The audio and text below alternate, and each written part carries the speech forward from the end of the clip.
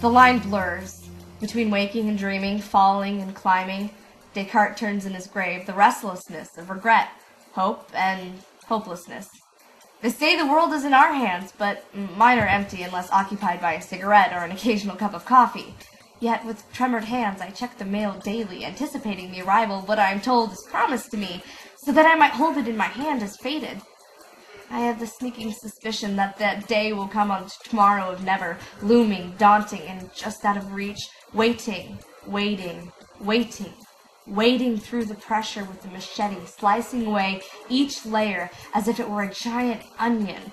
With disregard to diligence or determination, the pressure endures, weighing heavily on the broadening shoulders of a youthful Atlas. So climb and dream I will, until the line blurs, the waiting ends, and the pressure dissolves into steam.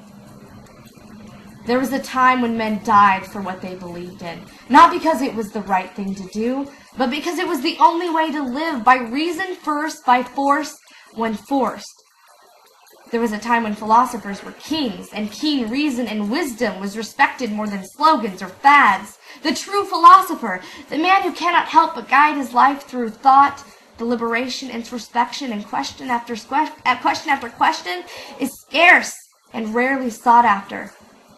And for those who, like bugs to light, are blinded by the beauty and fall irrevocably for a life less traveled, the path is lonely, so sparse.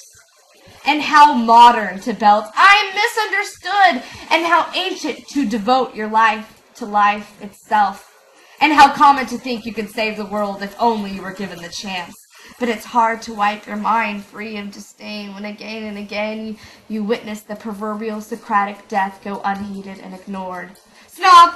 she yelled, silently, because philosophers are now disregarded as self-involved elitists who fill their days with intellectual masturbation. And I say, intelligence has nothing to do with anything, and spite will only make you spiteful, and hate will only make you hateful. Semantics! To which I ask, how else should we communicate? In symbols, perhaps?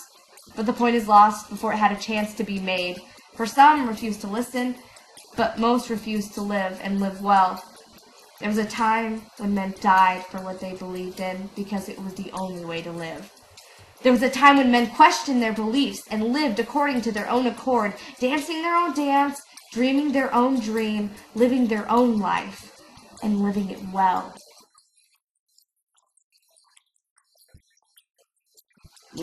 People in society, they're all tripped out and confused. So just do your thing, put it out there. It doesn't have to be perfect. Everybody knows that.